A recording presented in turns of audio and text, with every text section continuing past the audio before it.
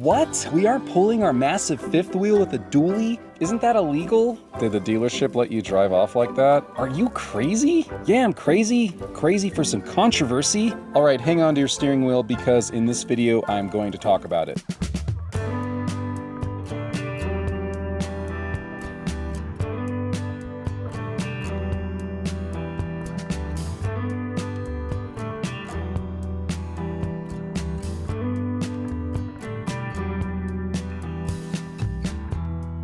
First, a little disclaimer, I'm going to appear to defend what I have to say, but please know that I 100% realize what you're thinking and I'm not satisfied about our present setup. Please know that we are looking into how to make it better.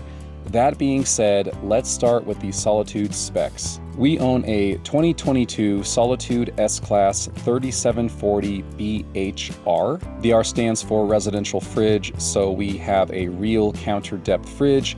It's a Samsung, it is a game changer, trust me. Now, the unloaded vehicle weight is 13,884 pounds, meaning the weight of our Solitude without anything we put in it is 13,884 pounds.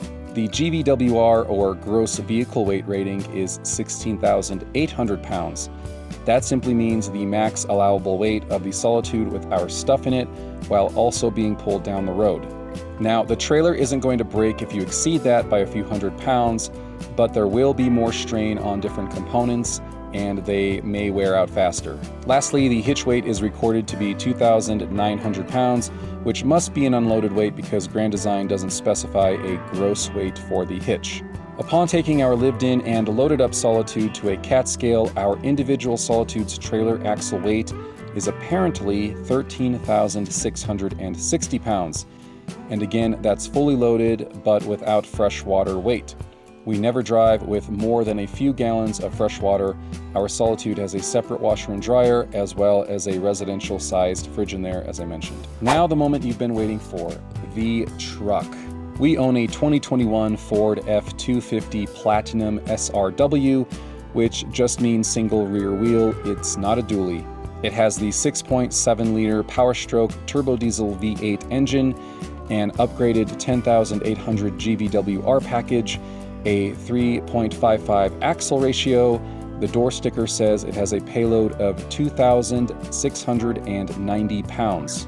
Let's talk about that. The fact that this truck is a Platinum, making it heavier than most because of the options and accessories, while also having this much payload should tell you something, which is that this truck is equal to an F-350 single rear wheel, and I've confirmed it shares the same parts as far as I can personally research. Okay, well, the tires, what about the tires? Those might actually be the most important thing. All right, so the tires on this truck are Michelin LTX All-Terrain 275/65 R20s, rated for 80 PSI cold, and it says that on the tires. Now, the door sticker says they are only rated for 65 PSI cold. Again, the tires, however, say 80, so there is a discrepancy there. They are E-rated 10-ply tires. Each tire is rated for 3,450 pounds according to the tire, and the combined tire pressure capacity of all four tires, therefore, is 15,000 pounds.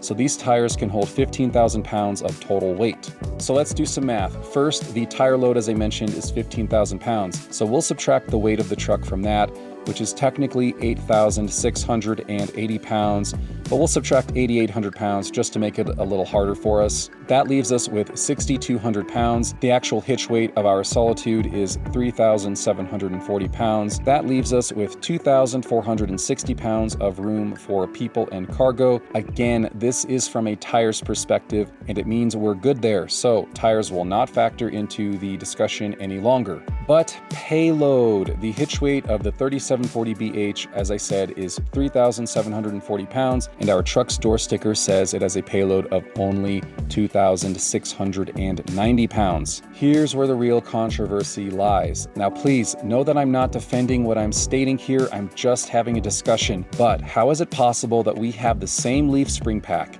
axle ratio, engine, transmission, factory fifth wheel package, tires, alternators, bed length, etc., but for some reason aren't allowed to do anything with it. What I'm saying is that I think this truck is a derated F-350.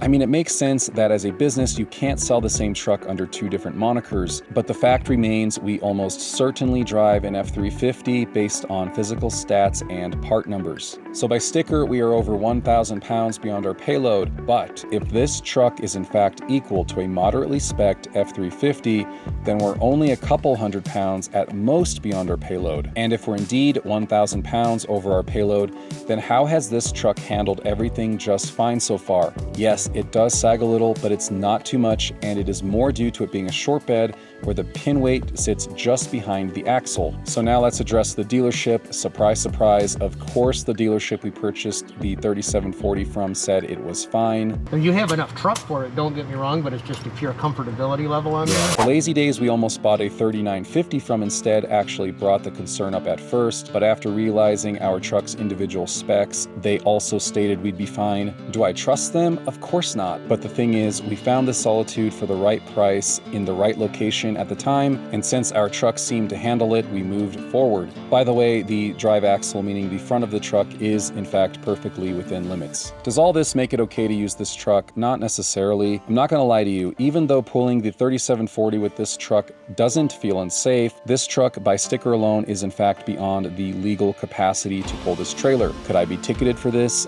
Yes. Is the truck going to break? No. Is it unsafe? Not necessarily. That depends on how we drive it and where. So you can see how this is all very controversial. Look, I've spent days and almost countless hours mulling this over and ensuring it's physically safe to pull this. Everything but the sticker says we're all right. And the thing about the sticker is that this truck came with tires that are rated for 80 PSI, and the sticker says 65, so, you know, there's discrepancy. Look, I want a more legally capable truck. I think we would benefit from it. Do we need a dually? Not necessarily. There are long bed 350s that have enough payload to handle this fifth wheel. I want to be fully legal, and we will when we find the right truck at the right price. But getting trucks right now isn't easy. Inventories are still very low. Here's the thing, I'm making this video to let you know why I'm even okay with still using our F-250, but that I truly do want a truck with more capacity, and we'll get one soon when the right one comes around. For now, we're trucking along, and I hope you see how and why. By the way, we only travel for about 2 hours at a time and no more than 5 hours per day, and we're always monitoring stuff. Thanks for watching. Please subscribe if you haven't, and feel free to drop your comments down below. Have a great day, everybody. Talk to you soon.